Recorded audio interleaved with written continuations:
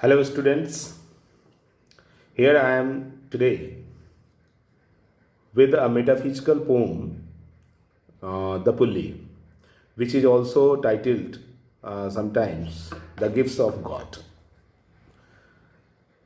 This poem has been composed by one of the greatest metaphysical poets, George Herbert,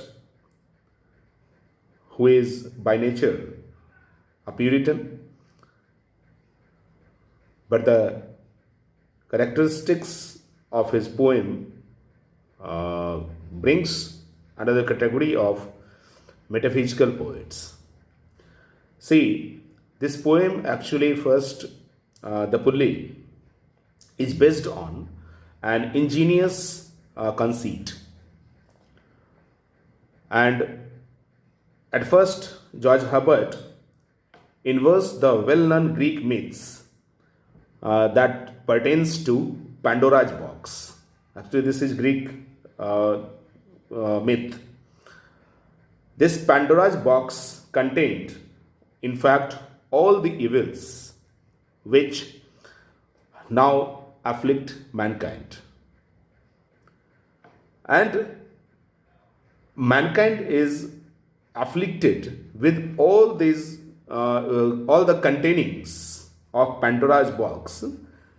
The only blessing the box contained was hope, which is the sole comfort human beings have in the midst of their troubles. So, this is the general myth, Greek myth. And from this myth, George Herbert has extracted his concept that he has put in this poem. Herbert here imagines that at the time of the creation of mankind, God had with him a glass full of all conceivable blessings which his creature man could desire in his life. Blessings. See, Pandora's box has all the evils and one hope, but here Herbert imagines of all the blessings, not the evils. Okay? See, now God allowed all those blessings except one to come out of the glass. Here again, the concept is similar to that Greek myth, Pandora's box. There only hope was left, and here something else that the poet is talking about, that God allowed all the blessings to come out from the glass to bestow on man except one. And he gave man so many blessings, as it is mentioned in the poem. When I will come to the text, I will show you what are the blessings that God gave. First, strength, next, beauty, wisdom, honor, and pleasure. All these blessings God bestowed on man, but God, in his infinite wisdom, he kept back one blessing from man, and that was rest. Right? This blessing was rest that he didn't bestow on man.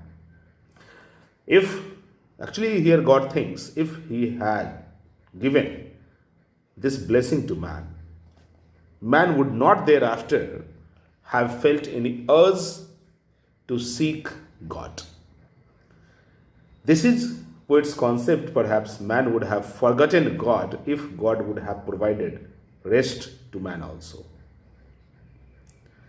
So it is the want of rest which forces man to seek comfort in thoughts of God and in prayers to God.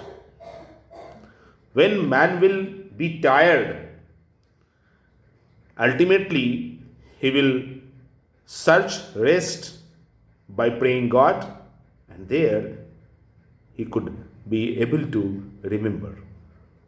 So this is the first concept. Second concept in this poem is that there is an analysis of man's mind. This poem is the analysis of man's mind. Actually, this poem contains, in fact, a psychological analysis.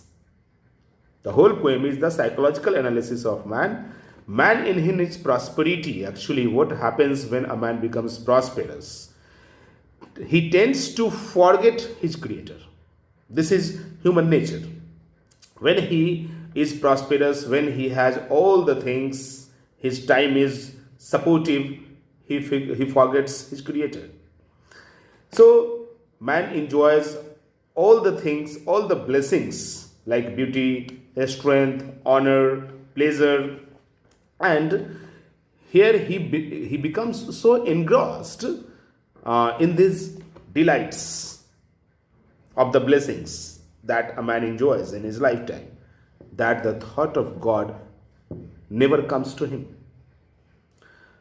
See, this is a thought of Christianity that George Herbert has brought here. It is only when man feels tired and restless that he turns to God to seek some comfort from him.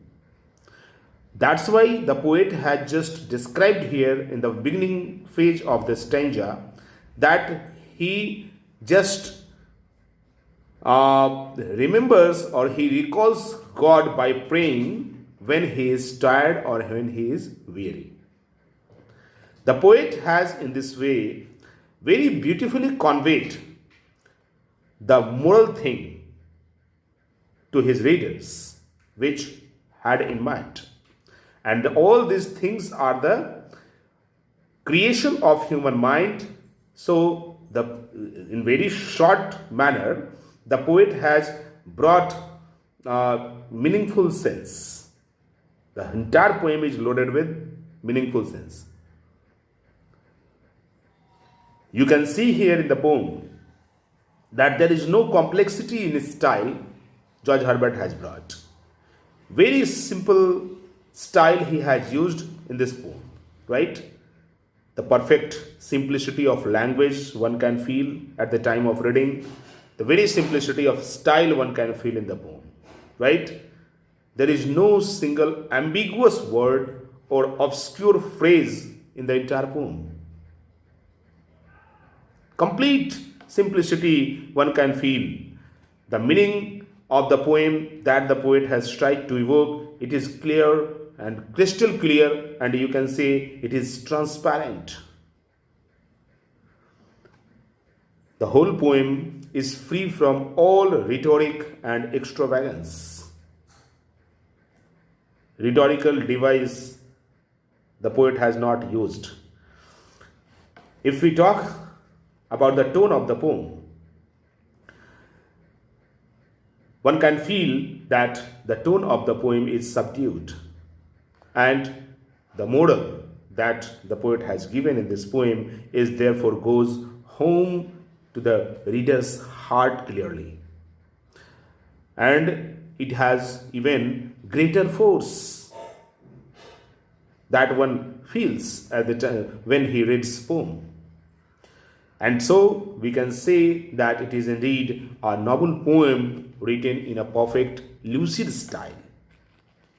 The lucidity of language can be felt very intensely in the entire poem. And this is one of Herbert's emblem poems, right? The Pulley or the Gift of God. This is the emblem poem, one of the emblem poems of George Herbert.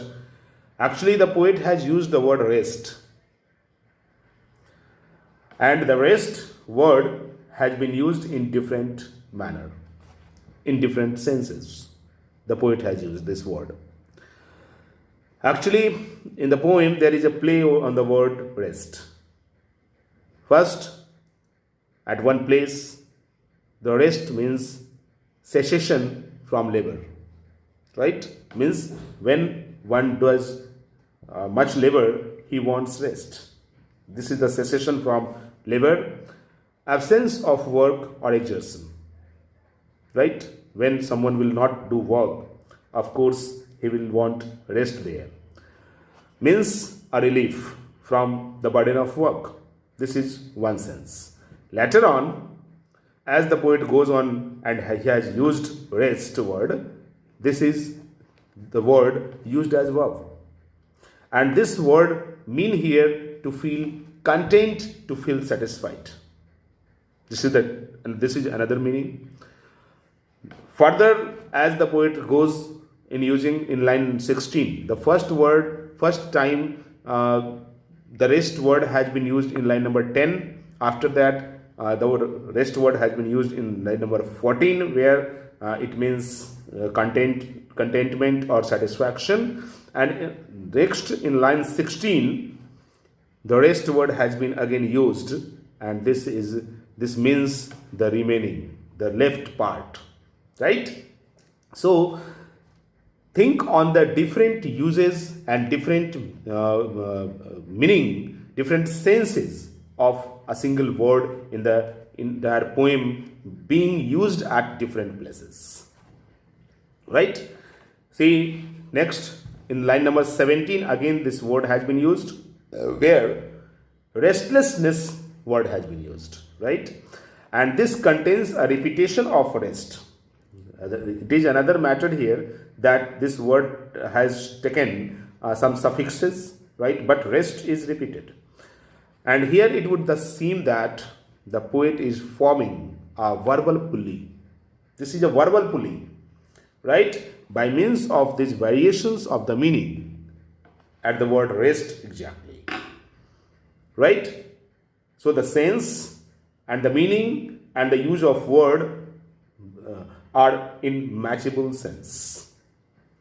So this was the general analysis of the poem. What are the elements and what are the critical comments on this poem can be done, I told you about. In the next class, I will go line